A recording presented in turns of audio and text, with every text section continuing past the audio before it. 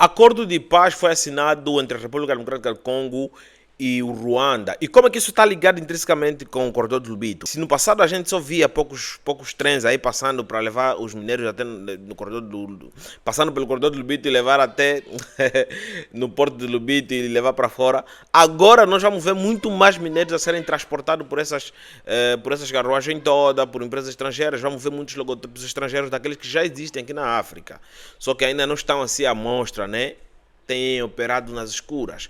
E esse acordo de paz, vai facilitar que os angolanos abram um bocadinho os olhos. Que é o conflito que está na República Democrática do Congo e como e por que foi necessariamente assinar um acordo e como esse acordo já está sendo ameaçado com atitudes de Paul Kagame. Normalmente, Paul Kagame que está como protagonista desse conflito todo, existe uma razão por trás. É claro que ele não é bobo nenhum, mas foi lá assinar acordo de paz. Mas ele não é bobo nenhum, entendeu? Ah, não está a acusar, então todo mundo está a acusar, mas ele fala, vocês me viram fazer isso? Mas aí, do outro lado, temos o pequeno Félix, entendeu? O pequeno Félix, o Tshisekedi acaba gritando, não, eu não quero, eu. Então, mais ou menos isso, pessoal. Eu não estou a brincar da situação, mas eu preciso passar essa mensagem para vocês, sem estar muito sério, entendeu? Porque senão vocês não vão entender o que realmente está acontecendo lá, o que realmente está a se fazer lá. E como é que os Estados Unidos entrou nessa jogada e o mais importante, como é que o presidente João Manuel Gonçalves Lourenço, atualmente presidente da Angola e presidindo a União Africana, tem um papel importante nisso. Legal, pessoal, bem-vindos para mais um vídeo. Eu sou o vosso Bondelino, para quem não me conhece, inscreva no canal, ative as notificações, não esqueça de partilhar o vídeo com vocês interessados, você me acompanha aqui a partir do canal 41. Bom, pessoal, vamos começar aqui entre partes. Anos 90. Anos 90 seria o ponto de partida, mas não. Essas bandas já têm conflito desde muito tempo, das primeiras guerras do Congo, segunda guerra do Congo, mas o que nos importa mesmo, o envolvimento assim, tipo cabal do Ruanda, vamos começar aí nos anos 90. Nos anos 90 aconteceu um dos maiores genocídios já existentes do final do século XX, entendeu? Duas tribos entraram em conflitos. Em menos de pouco tempo, sabes, em menos de um ano, mais de 800 mil pessoas morreram. E estamos a falar assim, Ruanda é um país pequeno, isso diminuiu drasticamente o tamanho da população. Em contrapartida, as pessoas que estavam como responsáveis daquele conflito todo, quando viram que a derrota era iminente, já não tinham mais nada para fazer, não poderiam se esconder dentro do próprio Ruanda, eles acabaram saindo do país juntamente com os imigrantes. Imigrantes não, refugiados, que estavam fugindo desse conflito. A etnia que estava sendo massacrada acabou saindo daquela região e eles entraram no Congo. A República do Congo faz fronteira, sabes? Faz fronteira, porque esses dois territórios, noutrora, um foi governado ou dirigido, né? Pela Alemanha, que é o Ruanda, e outro pela Bélgica. Entendeu? Então aquela fronteira ali serviu também para escoar pessoas que estavam a fugir do conflito. Paul Kagame, na altura militar, um pequeno jovem, mas muito perspicaz, acabou buscando ajuda. Quando chegou, começou a limpar o CEPA, começou a passar o cerol, entendeu? Não deixou pau para ninguém. O que aconteceu, pessoal? Paul Kagame acabou vencendo a guerra. O crédito não é só dele, mas ele teve um papel muito importante nisso tudo. Ele acabou vencendo a guerra, mas em contrapartida, ele dirigiu o país com uma testa de ferro, sabes? Não tolerava pequenas coisas, baniu totalmente essa distinção tribal e claramente todo indivíduo que tinha um pensamento tribal ele acabou também metendo na cadeia. Estão entendendo o que eu estou a falar? Então ele não foi alguém que entrou no país só para brincar, para roubar o dinheiro do povo. Ele chegou ali para meter ordem e conseguiu meter ordem. Meteu ordem realmente. Tanto é que, de tanto ele ser tão rígido, acabaram lhe chamando de ditador. E claramente ele também teve alguns elementos ali que acabam lhe caracterizando como tal. Está muito tempo no poder e blá blá blá. Mas temos que admitir com a eficiência das políticas que ele adotou. Estamos a ver o Ruanda se reerguer. E hoje em dia o Ruanda acaba mostrando que pequeno também pode. O que acontece, pessoal? A economia do Ruanda está crescendo. A Ruanda está diversificando a sua própria economia e, em contrapartida, também o Ruanda está entrando no eixo dos países que estão acabando entregando-se ao desenvolvimento tecnológico aqui na África, como é o caso do Ghana, não sei lá quatro. Então, O Ruanda também é um dos países prósperos tecnologicamente. Acabaram de desenvolver um sistema de segurança cibernético de alta tecnologia, comparando com os países africanos. Tem um monte de coisa. Tem basicamente lá uma economia assim de bolsa de valores. Tá mesmo em dia. Tá a crescer comparado com outros países. Mas devemos levar em consideração que o Ruanda é um país pequeno. Ponto. Vamos ainda recuar um pouco. O que aconteceu com aqueles indivíduos que estavam ligados diretamente com conflitos que acabaram fugindo para a República Democrática do Congo. Esses foram buscar ajuda da República Democrática do Congo, foram buscar asilo. Em contraposto, lhes deram o asilo, mas mesmo assim continuaram a massacrar, a perseguir aquelas pessoas que eram da etnia, que já estavam sendo perseguidos lá naquela região. É onde Paulo Kagame, enquanto dirigia o seu país, queria vingança. Porque no final das contas, existe mágoa dentro do governo do Ruanda, dentro daquele governo que se formou. Existe mágoa. Por mais que a gente não pode mais entrar em distinções étnicas. E como é que fica aqueles aí que acabaram matando milhões e milhões de ruandeses, independentemente se são Hutus ou Tutsis? Como é que fica? Então, praticamente ele tentou ir atrás de uma forma legal, conseguiu pouco. Aqueles indivíduos que estavam lá no Ruanda acabou se mostrando formas de eles buscarem, nem todos vieram. E muitos ainda permaneciam sobre a opressão de indivíduos que lutavam por motivos tribais. E isso acabou fazendo com que muitas dessas milícias que já estavam nessa região da República Democrática do Congo apoiassem a causa daqueles indivíduos que vieram do Ruanda para... Até estamos, né? Bom, pessoal, então as pessoas continuaram a sofrer, não sei quantos, e pronto. Surgiu um movimento muito importante. Na altura nós chamávamos o movimento 23 de março, entendeu? Nós chamávamos esse nome. Mas esse movimento já vinha fazendo muito conflito. E também diziam que o Ruanda acabou criando aquele movimento para se vingar daqueles indivíduos que causaram conflito dentro do país dele, uma vez que a diplomacia não lhe permite caçar aqueles que eram responsáveis. Porque no final da conta eles queriam responsabilizar aqueles indivíduos. Isso estava na garganta do Ruanda, porque quando o Ruanda pediu que extraditasse aqueles que estavam na República Democrática do Congo, a República Democrática do Congo negou extraditar o líder.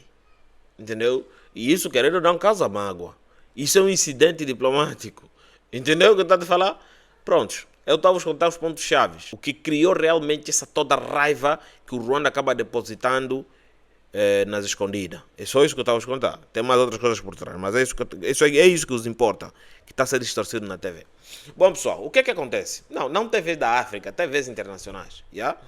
O que é que acontece, pessoal? Quando o tempo foi andando, esse movimento foi crescendo. Causava muitos conflitos, invadia vilarejo, ocupava terras e explorava aqueles recursos que estavam lá para se autofinanciar, e mais tarde acabou surgindo ali uma negociação, uma tentativa de acordo de paz. Esse acordo de paz era para acontecer no dia 3 de março de 2012. Mike ia falir, mas não deu certo. É aí onde surge o nome 23, movimento 20, é aí onde surge o nome 23 de março, né? O M23, é 23 de março, entendeu? 3 de março, não. Esse nome 23 de março veio como fracasso da tentativa do acordo de paz. Então, esse nome acaba causando muito mais medo no governo da República Democrática do Congo do que outras milícias. Pessoal, tenho que vos falar aqui.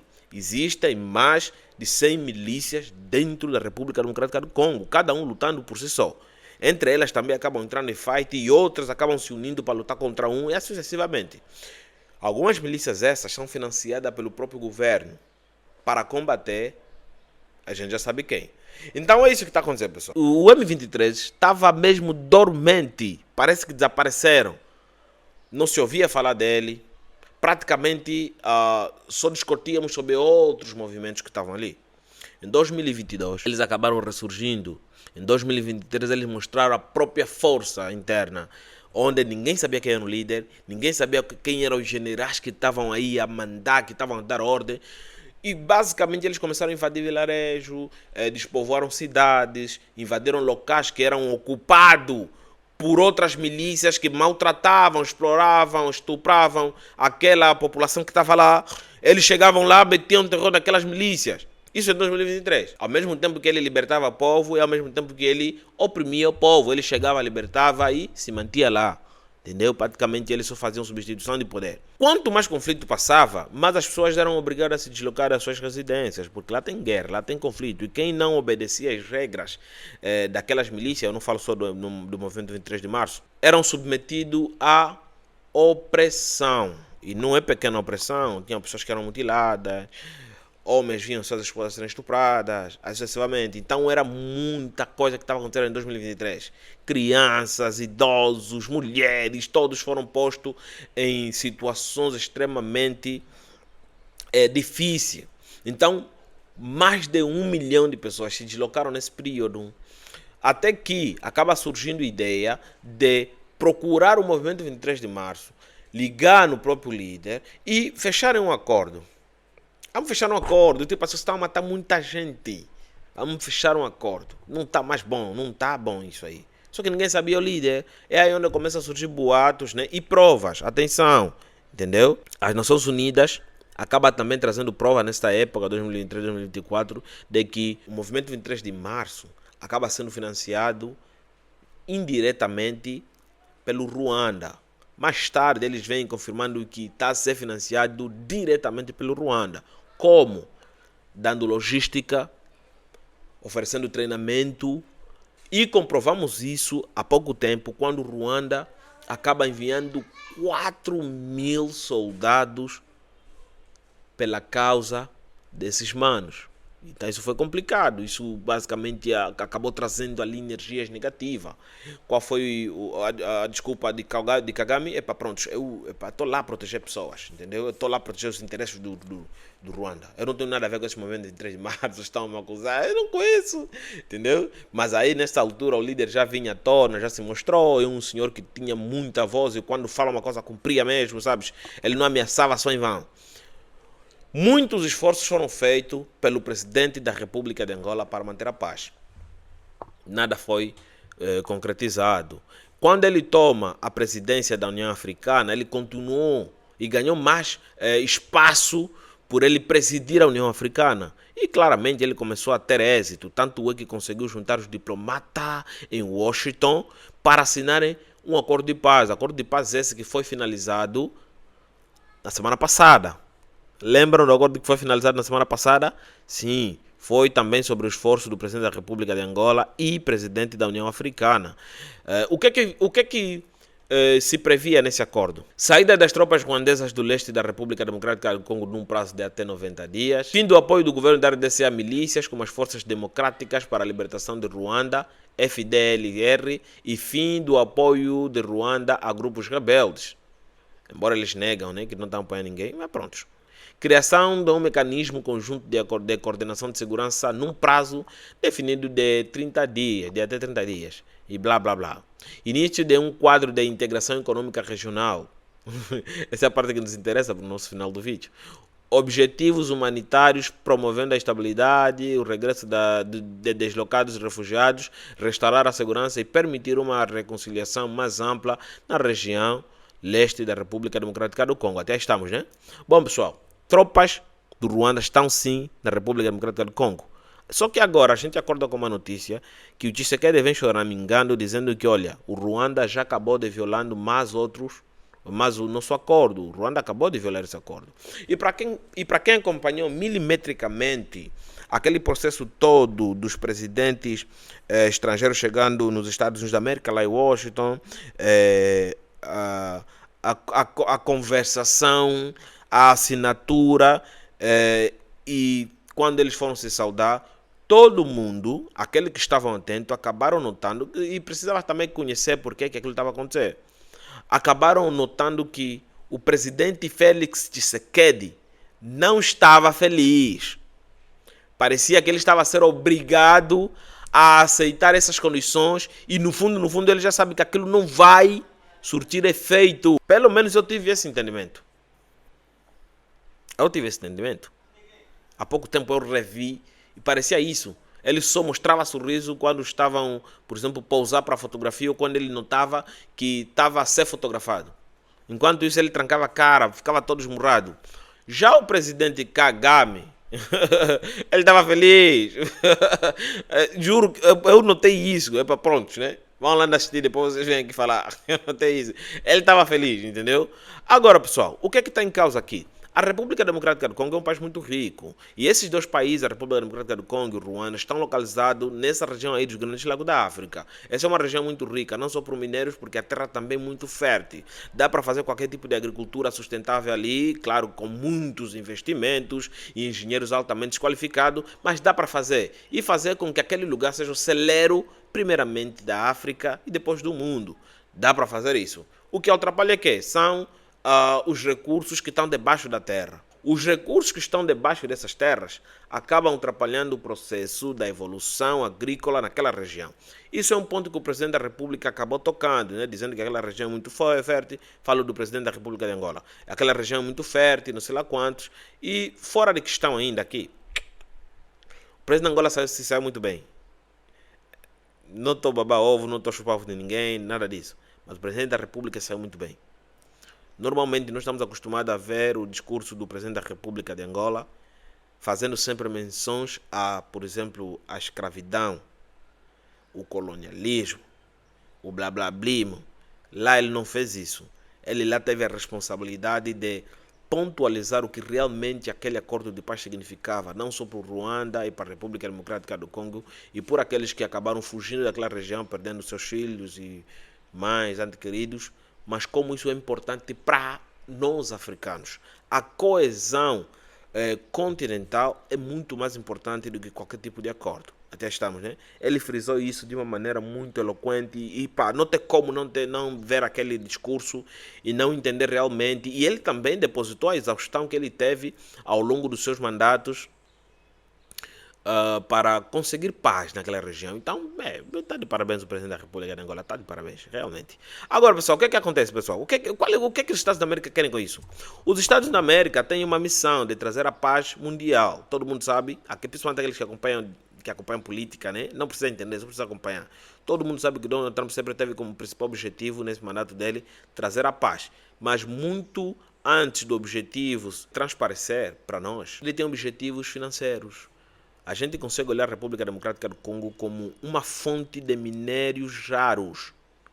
Esses minérios que são raros vão sair da República Democrática do Congo agora de uma forma televisionada. Em contrapartida, eles vão conseguir expandir o corredor do Lubito, fazendo chegar a quase todas as minas onde tem a presença dos Estados Unidos da América, do Canadá, da Bélgica. Então, todos esses territórios, eu vos prometo que se a paz for instalada do jeito que se previu, vamos ver uma linha férrea ou corredor do Lubito, vamos ver de novo nas televisões internacionais a dizerem que está a ser expandida. E para aqueles que vivem perto do corredor do Lubito, vão conseguir enxergar com maior frequência caravanas ou comboios levando minério. Poderiam construir um aeroporto lá? Poderiam, só que os minérios que precisam ser carregados de lá são radioativos, então vai complicar muito. É necessário que se transporte primeiro por comboio, depois por navio, até chegar naquelas bandas. Pessoal, eu convido vocês a depositarem mais ideia. Não vou aprofundar essa ideia dos Estados da América utilizarem esse conflito para poderem lucrar mais, porque temos ainda um problema a resolver, entendeu?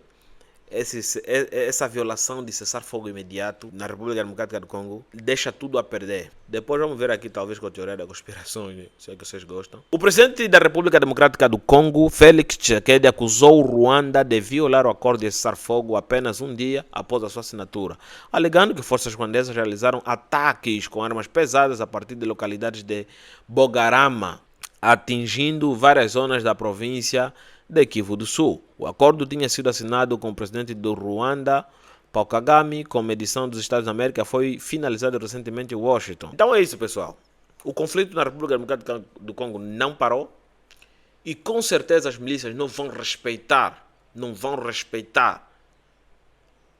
esse acordo assinado pelos Estados da América.